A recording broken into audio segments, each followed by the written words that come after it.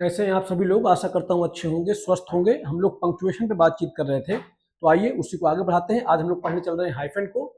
तो आइए देखते हैं हाइफन का यूज कहाँ कहाँ करते हैं। देखिए हाइफन पढ़ेंगे आज हम लोग। कल हमने ईएम डैश और ईएन डैश के बारे में पढ़ लिया था। देखिए लिखा है it is a punctuation mark. ये एक ऐसा पंक्चुएशन मार्क है दैट वी यूज, जिसका यूज हम करते हैं टू ज्वाइन करने के लिए वर्ड्स और पार्ट्स ऑफ वर्ड्स। अब मैं समझा दूं आपको। जैसे कोई शब्द है, एक शब्द है कोई जो दो शब्दों से मिलकर बना है, उसको ज्वाइन करने के लिए आप क्या करेंगे? हाइफन का यूज करेंगे। ठीक, जैसे मुझे लिखना है, जैसे मैंने लिखा फोर आर। अब ये अलग अलग वर्ड है। अब मुझे इसको एक ही बनाना हो तो इसको मैं ऐसे लिख दूं, पूरा। अब ये एक ही वर्ड हो गया। ठीक, यानी दो अलग अलग वर्ड हो, उनसे एक ही वर्ड बनाना हो तो आप हाइफन का इस तरह से यूज कर दीजिए, तो एक ही वर्ड, अब ये एक वर्ड हो गया। ठीक, आइए तो इसी तरह से जो है हाइफन का यूज करते हैं कहां? वर्ड्स को जोड़ने के लिए। ठीक, आइए देख लीजिए। देखिए लिखा है some examples to understand the use of hyphen. कह रहा हाइफन को यूज करने का कुछ। देखिए लिखा है she is working 24 hour shift. अब थोड़ा समझिएगा मेरी बात को। ये 4 आवर, अब ये एक वर्ड हो गया, ये अलग अलग वर्ड नहीं है। तो सी इज वर्किंग 20 शिफ्ट, वो बार काम कर रही कितना? 20 शिफ्ट। और 4 आवर शिफ्ट, यानी 20 शिफ्ट कितने घंटे की? 4 घंटे की शिफ्ट। यानी 20 शिफ्ट काम कर रही है 4 घंटे की, यानी हर शिफ्ट कितने घंटे की है? 4 घंटे की है। तो ये जो लिखा है 4 आवर, अभी अलग वर्ड नहीं है, अभी एक ही वर्ड है। तो दो अलग अलग वर्ड्स को एक वर्ड बनाने के लिए हम हाइफन का यूज करते हैं। देखिए इस सेंटेंस का मतलब है 20 शिफ्ट, यानी वो 20 शिफ्ट काम कर रही है और हर शिफ्ट कितने घंटे की? 4 घंटे की। जैसे 7 से 11, फिर 11 से अगली शिफ्ट, ठीक है, 11 से 3, फिर ऐसे आगे 3 से 7, 7 से 11, यही आगे कंटिन्यू हो रहा है। यानी कि वो 20 शिफ्ट काम कर रही है और हर शिफ्ट कितने घंटे की? 4 घंटे की। तो अभी जो लिखा है ना 4 आर, अब देखिए 4 एक अलग वर्ड है, आर एक अलग वर्ड है। अब इस हमको एक ही वर्ड बनाना हुआ तो हमने क्या यूज कर दिया? हाइफन का यूज कर दिया। अब ये एक वर्ड हो गया। ठीक, 4 आर, अब ये अलग अलग वर्ड नहीं है, एक ही वर्ड है। तो समझ पा रहे होंगे। इस तरह से वर्ड्स को, अलग अलग वर्ड्स हो उनको ज्वाइन करने के लिए हम हाइफन का यूज करते हैं। जैसे अलग अलग वर्ड्स हैं, उनको ज्वाइन करने के लिए आप हाइफन का यूज कर लीजिए। ठीक है, आइए अगला देख लेते हैं। लिखा है she is working 24 hours shift. अब देखिए अलग बात, समझिएगा मेरी बात को। अब ये देखिए 24, अब ये एक ही वर्ड हो गया। ठीक, देखिए 20 और 4 ये अलग अलग है। अब इसको मुझे एक ही बनाना हो तो मैं क्या कर दूंगा? इस तरह से। ठीक, अभी 24 एक साथ हो गया। अब देखिए लिखा है सी इज वर्किंग 24 शिफ्ट, 24। अब देखिए वो काम कर रही कितना? वो काम कर रही है 24 शिफ्ट। अब देखिए 24 आवर शिफ्ट, यानी 24 शिफ्ट काम कर रही है और हर शिफ्ट कितने घंटे की? 1 घंटे की शिफ्ट। तो समझ पा रहे होंगे। यानी जो लिखा है 24, अब ये एक वर्ड हो गया। यानी कि एक सीधी सी बात आप समझ लीजिए, मैं आपको समझा दूं। कहने का मतलब दो अलग अलग वर्ड हो, उनको एक ही वर्ड बनाने के लिए आप हाइफन का यूज कर लीजिए, बात खत्म। इतनी सी बात है। ठीक, यानी वो 24 शिफ्ट काम कर रही है और हर शिफ्ट कितने घंटे की? 1 घंटे की। देखिए इस सेंटेंस का मतलब है 24 शिफ्ट, एक एक घंटे की। यानी जैसे 8 से 9, 9 से 10, 10 से 11, ऐसे ही आगे कंटिन्यू। फिर देखिए लिखा है she is working 24 hour shift. अब देखिए अभी जो लिखा है 24 आवर शिफ्ट, ये पूरा एक वर्ड है, यानी 24 घंटे की एक shift. She is working 24 hour shift, यानी वो 24 घंटे की एक शिफ्ट काम कर रही है। इस सेंटेंस का मतलब है 24 घंटे की एक शिफ्ट। ठीक, समझ पा रहे होंगे। इस सेंटेंस का मतलब है 24 शिफ्ट, एक एक घंटे की। ठीक, और इस सेंटेंस का जो मतलब था क्या था कि 20 शिफ्ट, 4 घंटे की। तो शायद मेरी बात आप समझ पा रहे होंगे। चलिए आइए इसी को आगे देखते हैं। देखिए फिर लिखा है इसका प्रयोग दो या दो से अधिक शब्दों, ये टाइपिंग एरर है ना। देखिए लिखा है इसका प्रयोग दो या दो से अधिक शब्दों से बने एडजेक्टिव के साथ होता है जब उस एडजेक्टिव का प्रयोग किसी नाउन या प्रोनाउन से पहले होता है। ठीक, यानी कि इसका प्रयोग ऐसे एडजेक्टिव के साथ होता है जो दो से अधिक शब्दों से बने हो, और जब उसका यूज कहाँ हो, नाउन या प्रोनाउन से पहले हो। आइए देख लेते हैं भैया, देखिए देखिए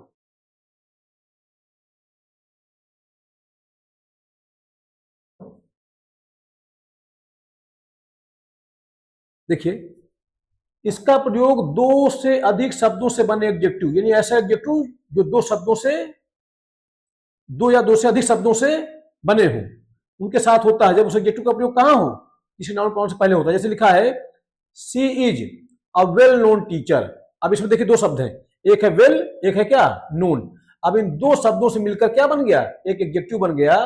तो जब दो शब्दों से बने किसी, दो या दो से अधिक शब्दों से बने किसी एडजेक्टिव का प्रयोग नाउन या प्रोनाउन से पहले होता है, तो उसके साथ आप क्या करते हैं, हाइफन का यूज करते हैं।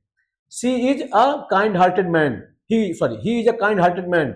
अब देखिए काइंड अलग वर्ड, हार्टेड अलग वर्ड, अब हाइफन का यूज कर दिया आपने, एक ही वर्ड बन गया। तो देखिए अब ये पूरा एडजेक्टिव बन गया। तो इस प्रकार से कोई एडजेक्टिव अगर आता है नाउन से पहले, उसके साथ आप क्या करते हैं, दो या दो से अधिक शब्दों से बना कोई ऐसा एडजेक्टिव जो नाउन से या प्रोनाउन से पहले आया हो, उसके साथ आप हाइफन का यूज करें। देखिए लिखा है he has a brand new car. अब कार हमारा नाउन है और ब्रांड न्यू, ये देखिए दो शब्दों से मिला के एडजेक्टिव है और नाउन से पहले आया है, आपने क्या लगा दिया, हाइफन लगा दिया। ठीक, अगला देखिए,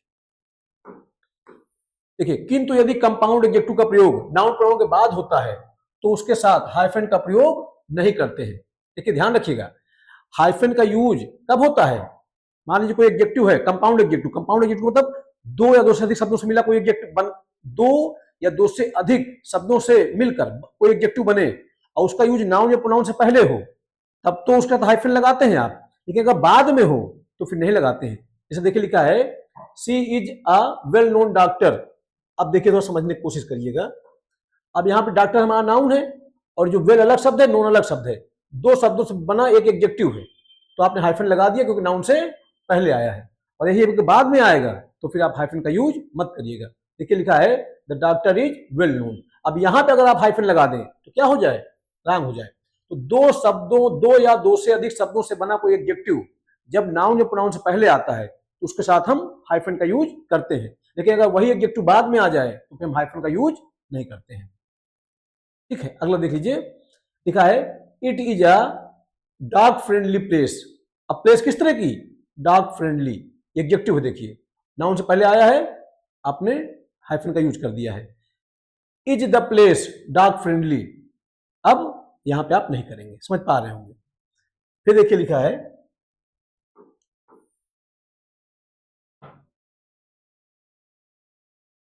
देखिए लिखा है हाइफन का प्रयोग कंपाउंड नंबर जो 21 तथा 99 के बीच में है उनके साथ किया जाता है, किंतु 30, 40, 50, 60, 70, 80 तथा 90 को छोड़ के। समझिएगा, कह रहा है हाइफन का use compound number, compound number कोई है तो उसको उसके लिए करते हैं आप जो 21 से 99 के बीच में हो, किया जाता है कि जिसमें से 30, 40, 50, 60, 70, 80 और 90 इनको छोड़ दिया जाता है। कंपाउंड नंबर वन नंबर होता है जो दो शब्दों, यहां शब्दों लिखा है ना, दो शब्दों से मिलकर बनते हैं। जैसे देखिए लिखा है 33। अब देखिए एक वर्ड है क्या 30, एक वर्ड है क्या 3। अब ये कंपाउंड नंबर हो गया। तो अब देखिए कोई कंपाउंड नंबर है जो 21 से 99 के बीच का हो, उसके लिए क्या लगाते हैं आप, हाइफन लगाते हैं। ठीक बात है। 26, अब देखिए 20 अलग वर्ड, 6 अलग वर्ड, और ये क्या है 21 और 99 के बीच का है तो आपने हाइफन लगा दिया। 87, ठीक है आप लगाइए। देखिए अब देखिए 135, ठीक है, 30 अलग वर्ड, 5 अलग वर्ड, तो आपने क्या लगा दिया, हाइफन लगा दिया। 1988, अब देखिए 88 है, 80 अलग वर्ड है, 8 अलग वर्ड है, तो इसको एक ही वर्ड बनाने के लिए आपने क्या लगा दिया, हाइफन लगा दिया। पीछे हमने सीखा भी कि दो अलग अलग शब्दों को एक ही शब्द बनाने के लिए आप हाइफन का यूज करते हैं, मैंने आपको बताया। तो कोई नंबर हो, कोई कंपाउंड नंबर हो, कोई कंपाउंड नंबर जो 21 और 99 के बीच में हो, उनके साथ आप क्या करिए, हाइफन का यूज करिए, जिसमें से 30, 40, 50, 60, 70, 80 और 90 को छोड़ देते हैं। दरअसल ये एक ही वर्ड से बनते हैं तो इनकी साथ जरूरत पड़ती नहीं हाइफन की हमको। भाई जैसे मुझे लिखना 30, तो इसमें हाइफन की जरूरत ही कहाँ है? जैसे मुझे लिखा 40, हाइफन की जरूरत ही कहाँ है? 90 लिखना, हाइफन की जरूरत कहाँ है? ये एक ही वर्ड से बन जा रहा है। अब हाँ, इनके बीच कोई वर्ड लिखना है, जैसे मुझे लिखना है 21। अब देखिए 20 एक अलग वर्ड, 1 एक अलग वर्ड। अब मुझे एक ही बनाना है तो मैंने इस तरह से लिख दिया 22, 23 इस तरह से। यानी कि कुल मिला के इसको इस तरह समझिए, इसको याद मत करिए आप, नंबर वाली बात ही नहीं है कुछ। यानी दो शब्दों को एक ही शब्द बनाना हो तो ऐसी स्थिति में हम हाइफन का यूज करते हैं। समझ लीजिएगा मेरी बात को, ये आप रटिए उटिए मत, इसके चक्कर में मत पड़िए। कंपाउंड नंबर वाली बात, जब दो शब्दों से हमको एक ही शब्द बनाना हो तो आप क्या कहते हैं, हाइफन का यूज कर दीजिए। भाई जैसे मुझे लिखना है 20, समझिएगा मेरी बात को। अब इसमें दो वर्ड की आवश्यकता ही नहीं है तो क्या ही आप हाइफन लगाएंगे। जैसे मान लीजिए 21, अब दो वर्ड हो गए, एक वर्ड 20 और एक वर्ड 1, तो दोनों को एक ही शब्द बनाना है तो आपने हाइफन लगा दिया। 22, तो क्या करेंगे आप, दो शब्द हो गए, एक ही शब्द बनाना है, आप हाइफन लगा दीजिए। अब इसमें जो लिखा है 30, 40 इनको छोड़कर, अब ये 30, 40, 50 है, ये एक ही वर्ड से बनते हैं तो इनमें क्या ही हाइफन लगेगा। तो शायद मेरी बात आपको समझ में आ गई होगी।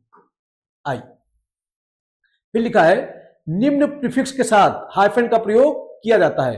ये जो प्रीफिक्स है, प्रीफिक्स मतलब जो इस शब्द से पहले लग जाए, जैसे कौन कौन से हैं, एक्स, सेल्फ, ऑल। अब ये कोई प्रीफिक्स है कि शब्द से पहले लग जाए तो क्या लगाइए आप, हाइफन लगा दीजिए। जैसे लिखा है माई एक्स बॉयफ्रेंड, अब ठीक है बॉयफ्रेंड आपका नाउन है, उसके पहले आपने प्रीफिक्स लगा दिया एक्स, तो आपने क्या लगा दिया, हाइफन लगा दिया। Why are you so self obsessed, ठीक है, अब सेल्फ हमारा प्रीफिक्स है, आपने हाइफन लगा दिया। लिखा है रामनावाज ऑल पावरफुल, ठीक है कोई दिक्कत ही नहीं है, ऑल हमारा प्रीफिक्स है और इसके साथ आपने क्या लगा दिया, हाइफन लगा दिया। लिखा है God is all knowing being, ठीक है ऑल प्रीफिक्स है, इसके साथ आप क्या लगा दिया, हाइफन लगा दिया। तो कुल मिला के दो शब्दों को एक शब्द बनाने के लिए हम हाइफन का यूज करते हैं। बात बस सिंपल सी इतनी है। आई फिर देखिए लिखा है यदि किसी प्रीफिक्स के बाद कोई कैपिटल लेटर से स्टार्ट होने वाला वर्ड आता है तो हम दोनों के बीच में हाइफन का प्रयोग करते हैं। तो समझिएगा, यदि प्रीफिक्स के बाद कोई कैपिटल लेटर आता है, कैपिटल लेटर से स्टार्ट होने वाला शब्द आता है, यानी कोई प्रॉपर नाउन आ जाए तो हम दोनों के बीच में हाइफन का यूज करते हैं।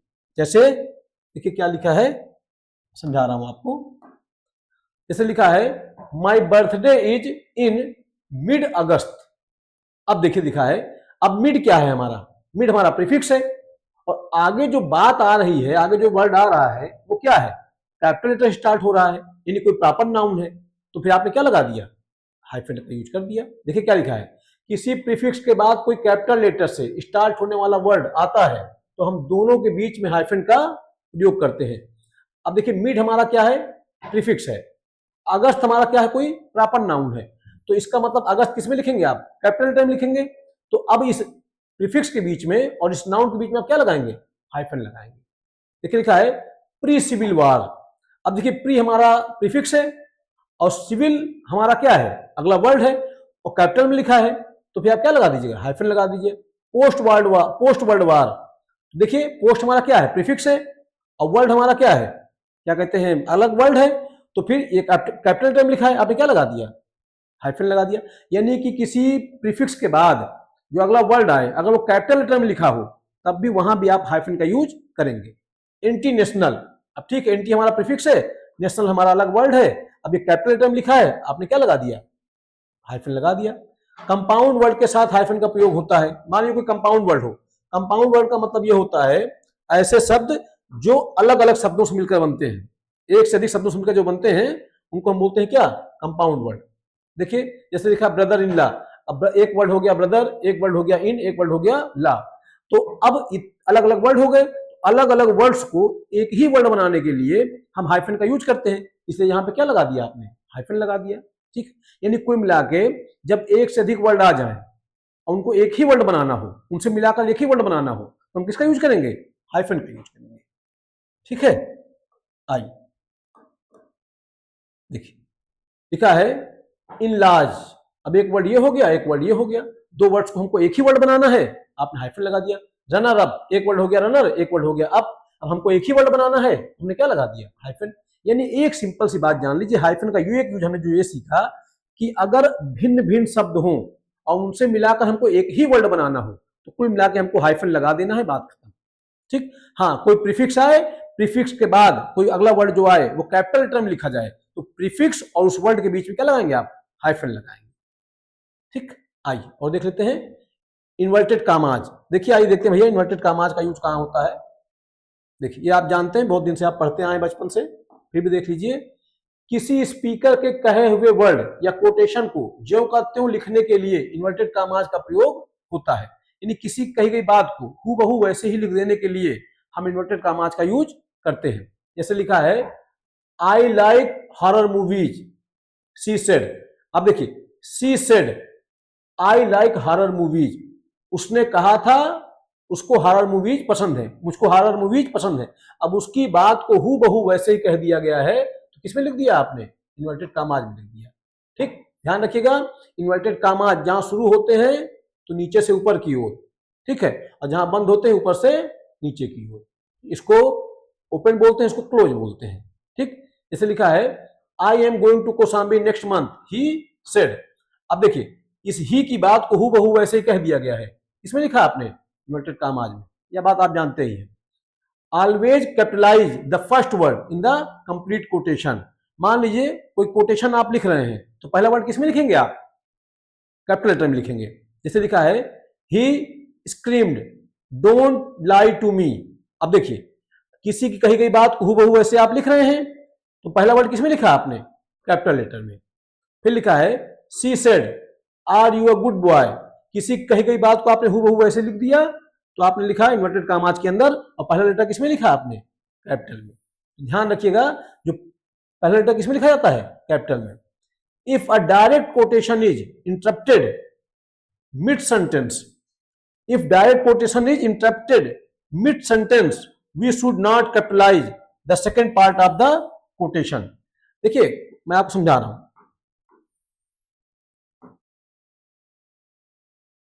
मैं समझा रहा हूं कहने का सेंस क्या है, थोड़ा समझ लीजिए। किसी की कही गई बात को हूबहू, जिसने किसी ने कोई बात कही है, स्पीकर की कही गई बात को हूबहू वैसे लिखने के लिए हम इन्वर्टेड कामाज का यूज करते हैं। ठीक है, इन्वर्टेड कामाज में जो पहला वर्ड होता है उसको हम कैपिटल लेटर में लिखते हैं। लेकिन कहने का मतलब यह है कि अगर कोई बात कही गई है, ठीक है, उसको दो भागों में या तीन भागों में तोड़ तोड़ के कहा गया है, तो जहां शुरू होगी वो तो कैपिटल लेटर में होगा, लेकिन उससे बाद जो बात जुड़ी हुई होगी वो स्मॉल में ही होगी, फिर उसको कैपिटल लिखने की जरूरत आपको नहीं है। जैसे देखिए सेंटेंस लिखा है I didn't see any celebrities here he said.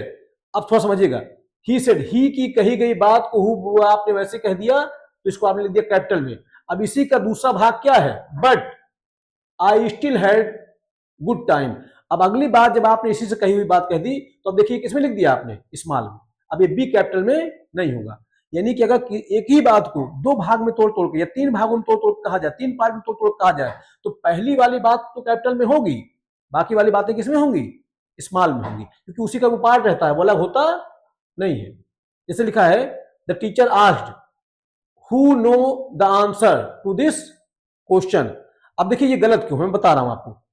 क्योंकि किसी कही गई बात को आप हूबहू वैसे लिख रहे हैं तो पहली बात तो ये कैपिटल में होगा, ठीक है, और किसमें होगा, इन्वर्टेड कामाज के अंदर होगा। किसी की कही गई बात को हूबहू जब आप वैसे ही लिख देते हैं तो किसमें होती है, वो होती है इन्वर्टेड कामाज के अंदर। ठीक, और पहला वर्ड किसमें होता है, कैपिटल लेटर में। जैसे लिखा है the teacher asked who knows the answer to this question. अब देखिए किसी की कही गई बात को हूबहू आप वैसे ही लिख रहे हैं तो ये हो गया इन्वर्टेड कामाज के अंदर, और पहला लेटर किसमें लिखा आपने, कैपिटल। समझ पा गए। He declared, we are cancelling the meeting. He declared, we are cancelling the meeting. अब देखिए उसने डिक्लेयर किया था, क्या डिक्लेयर किया था कि we are cancelling the meeting. तो ये किस वजह से रॉन्ग हो गया, ठीक तो है इसमें, we are cancelling the meeting, he declared।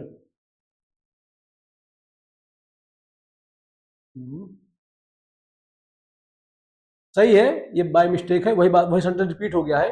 He declared we are cancelling the meeting. अब किसी की कही गई बात को आपने किस में लिख दिया, इन्वर्टेड कामाज के अंदर लिख दिया। ठीक, कोई दिक्कत है नहीं है। तो ये सेंटेंस रिपीट हो गया है ना। ठीक, एक्चुअली है क्या, मैं बता रहा हूं इसको। ये ऐसे था, ये रॉन्ग क्यों है पहले बात समझ लीजिए। ये इन्वर्टेड कामाज यहां लगे नहीं थे, जब नहीं लगाएंगे आप तो ये रॉन्ग हो जाएगा। और इस डब्ल्यू क्या बना दीजिए, स्मॉल कर दीजिए तो रॉन्ग हो जाएगा। जब इसी को आप इन्वर्टेड कामाज के अंदर लिख दीजिए और डब्ल्यू कैपिटल कर दीजिए तो क्या हो जाएगी, सही हो जाए। यहाँ पे ये भी सही है और ये भी सही है। ये गलत तब हो सकता था जब इन्वर्टेड कामा न लगे होते, तब भी गलत हो जाता, या ये डब्ल्यू स्मॉल में लिखा होता तब भी गलत हो जाता। लिखा है why he said are you so rude. अब देखिए थोड़ा समझिएगा, अब देखिए बात समझिए।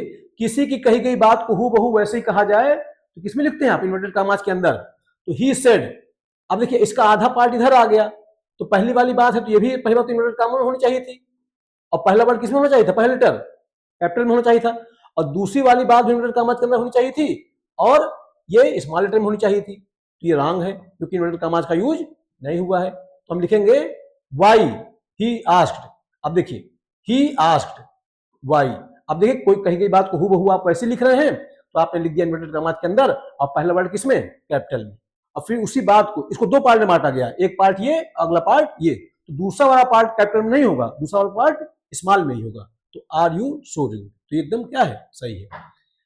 We should use single quotation mark within quotation. देखिए अगर कोटेशन के अंदर कोटेशन आ जाए तो फिर डबल का नहीं यूज करते हैं, सिंगल कोटेशन मार्क का यूज करते हैं। आइए देख लीजिए भैया, अच्छी बात, अच्छा सेंटेंस, अच्छी बात लिखी हुई है। देखिए क्या कह रहा है, कह रहा है we should use single quotation mark. हम यूज करते हैं सिंगल कोटेशन मार्क का विद इन कोटेशन मार्क। इस किसी कोटेशन मार्क के अंदर कोई कोटेशन आ जाए तो फिर उसको किसमें लिखते हैं, सिंगल में लिखते हैं। जैसे लिखा है I spoke to Lakshmi Narayan yesterday, कल मैंने लक्ष्मी नारायण से बात की थी। एंड ही सेड, और उसने कहा था, क्या कहा था, किसी कही गई बात को आप हूबहू ऐसे लिख रहे हैं। डिड यू टॉक टू विजय। अब देखिए डिड यू टॉक टू विजय, फिर लिखा है ही told me I am quitting my job. अब देखिए ये पूरी बात लक्ष्मी नारायण ने कही है, ये पूरी बात, ये बात लक्ष्मी नारायण द्वारा कही गई है। किसी की कही गई बात को हम लिखते हैं इन्वर्टेड कामाज के अंदर और पहला लेटर किसमें, कैपिटल में। यहां तक तो बात ठीक है। अब ये बात आगे गलत क्यों है, तो समझ लीजिए।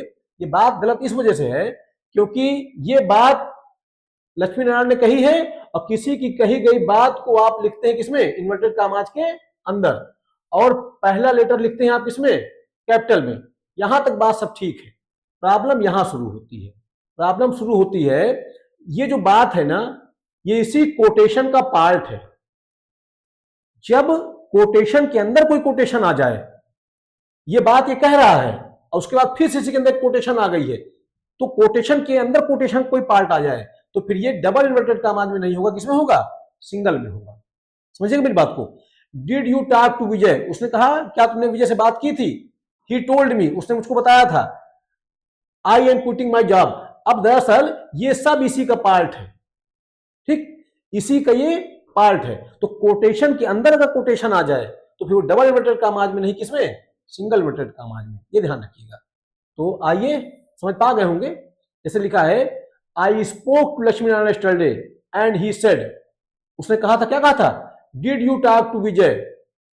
अगली बात, he told me I am quitting my job. अब देखिए इस कोटेशन के अंदर ही ये वाली कोटेशन आई है तो इसको किसमें लिखा आपने, सिंगल इन्वर्टेड कामाज में लिखा। अब एक मजेदार बात देखिए, थोड़ा समझिएगा इसको अच्छे से। ये ऐसे है, did you talk to Vijay he told me, उसने मुझसे कहा था। अब कोटेशन का ही पार्ट फिर से आ गया, कोटेशन फिर से आ गई, आई एम क्विटिंग माई जॉब। तो कोटेशन के अंदर कोटेशन आई है तो इसको हमने किसमें लिखा, सिंगल इन्वर्टेड कामा में। अब ये वाली कोटेशन यहां पे खत्म हो गई, ये कोटेशन खत्म हो गई यहां पे, तो ये वाला आपने लगा दिया।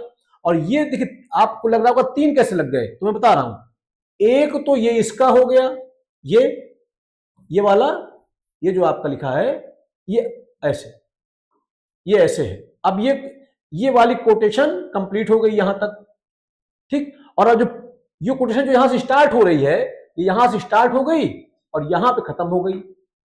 तो समझ पा रहे होंगे, यानी कि ये कोटेशन मार्क यहां से लेकर यहां तक है और इसका जो कोटेशन है वो यहां से लेकर यहां तक है। यानी कोटेशन के अंदर कोटेशन आ जाए तो उसको किसमें लिखते हैं आप?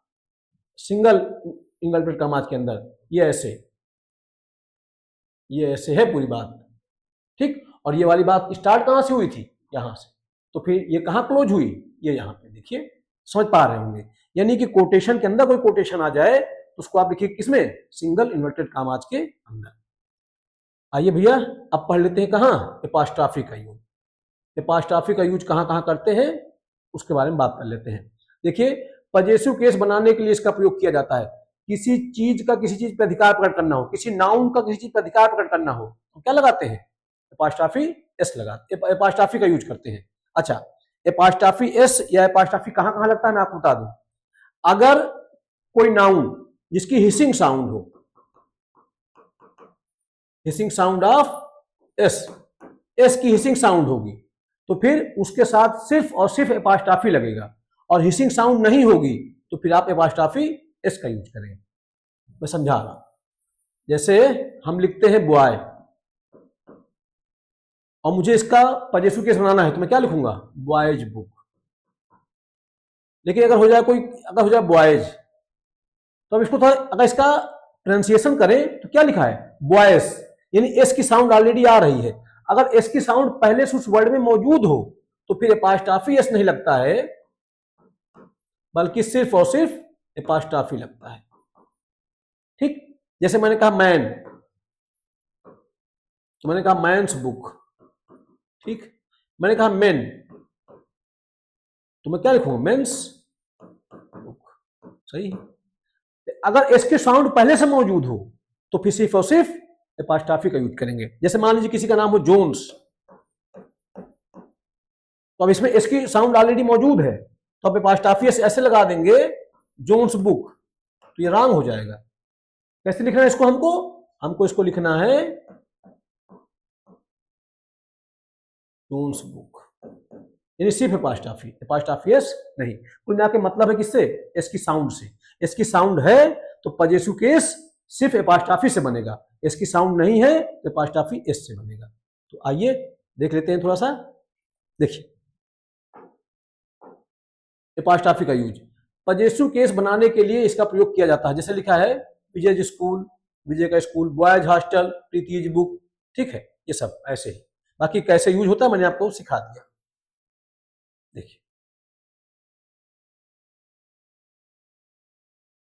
देखिए लिखा है किसी वर्ड को छोटा करने के लिए उसमें कुछ लेटर्स को हटा दिया जाता है तथा उसके बाद एपॉस्ट्रॉफी लेटर का प्रयोग करते हैं।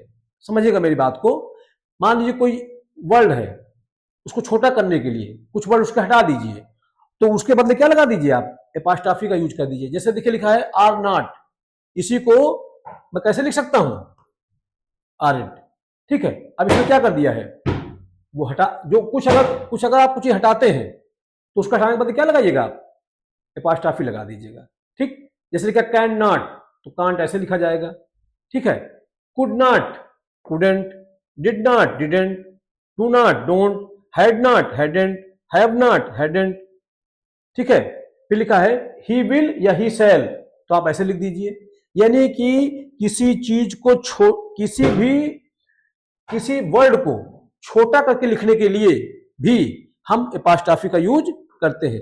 छोटा बनाने के लिए भी आप एपॉस्ट्रॉफी एस का यूज, एपॉस्ट्रॉफी एस बोल रहा हूं, किसी शब्द को छोटा करके लिखने के लिए भी हम एपॉस्ट्रॉफी का यूज करते हैं, ठीक है।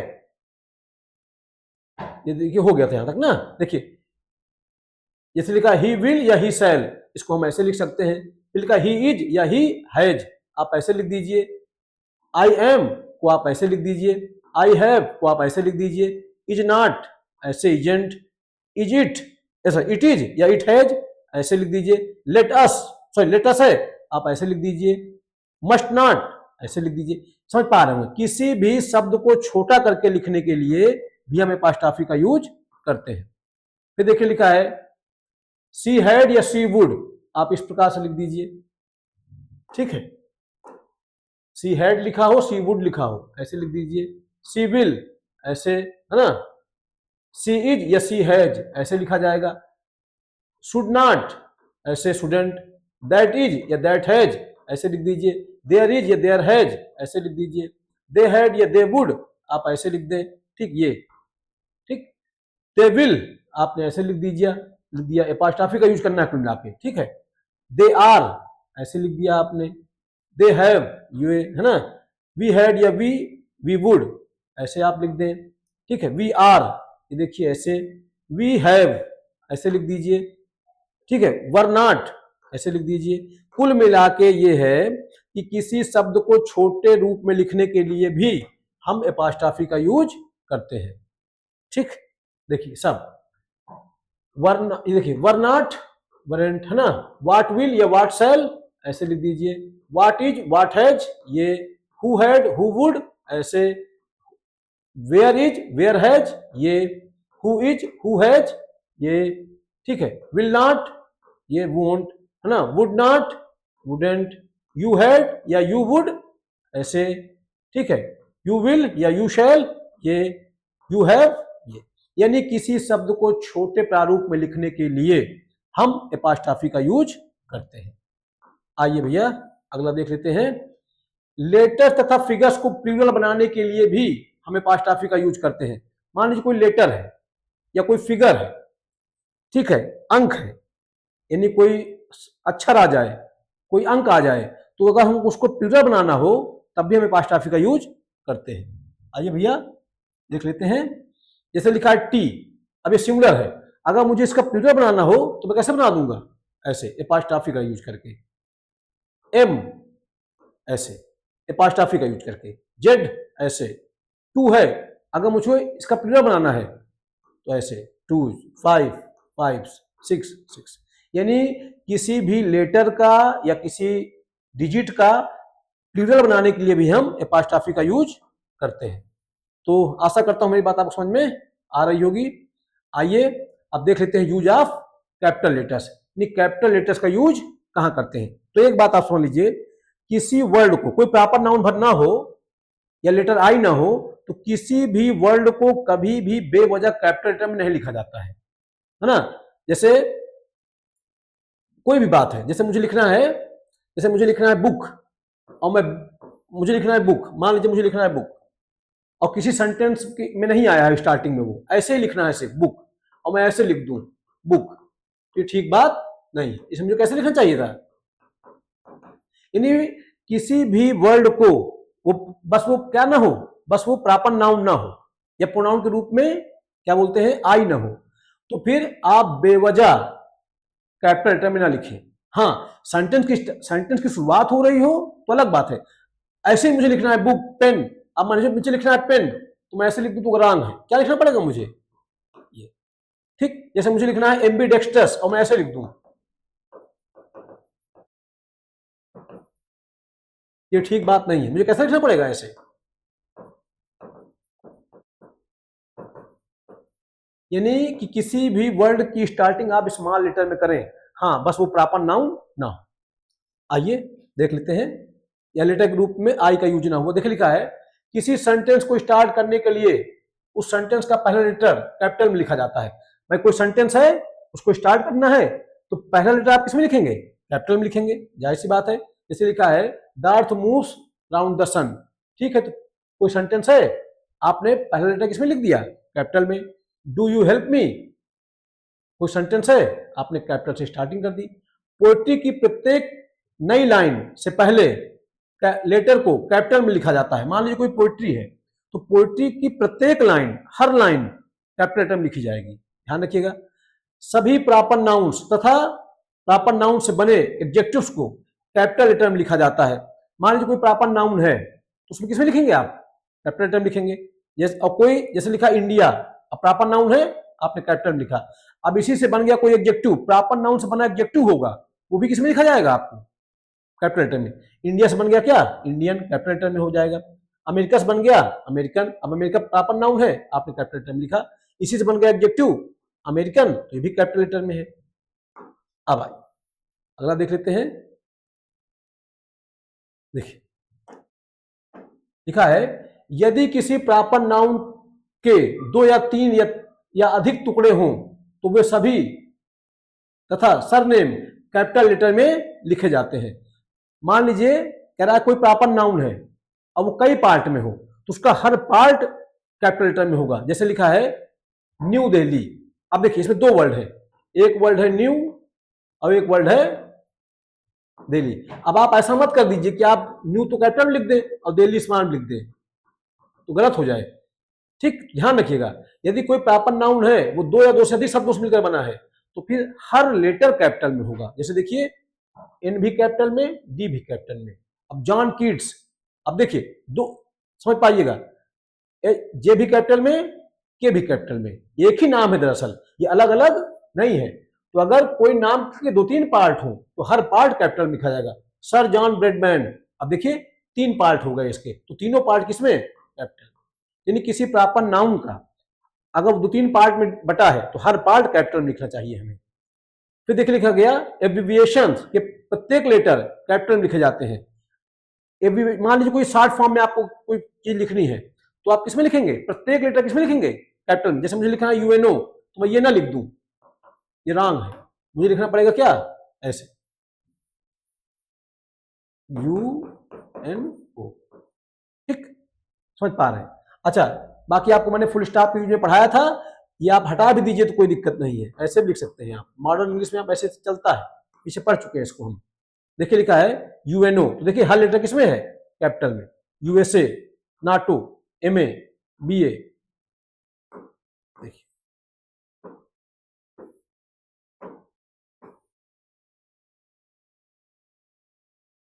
देखिए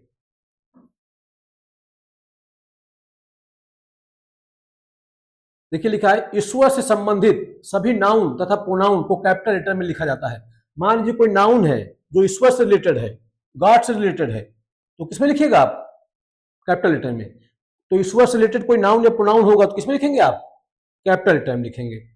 ठीक है, देखिए जैसे लिखा है ईश्वर से संबंधित सभी नाउन तथा प्रोनाउन को कैपिटल लेटर में लिखा जाता है। जैसे लिखा है गॉड लॉर्ड, गॉड है तो ईश्वर के लिए आया है, कैपिटल लिखा आपने। लॉर्ड ईश्वर के लिए आया है, कैपिटल लिखा।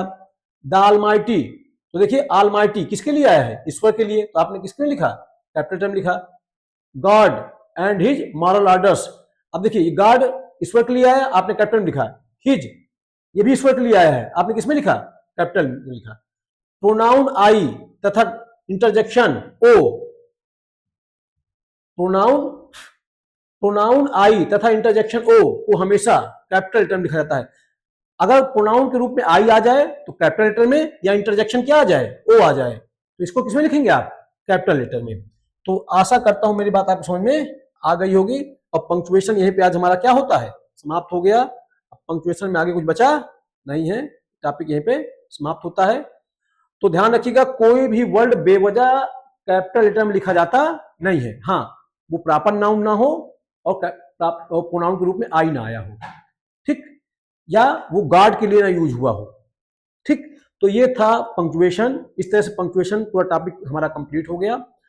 और पढ़ते रहें, अपने स्वास्थ्य का ध्यान रखें। अगली क्लास से फिर मिलते हैं। बहुत बहुत धन्यवाद आपका, बहुत बहुत आभार।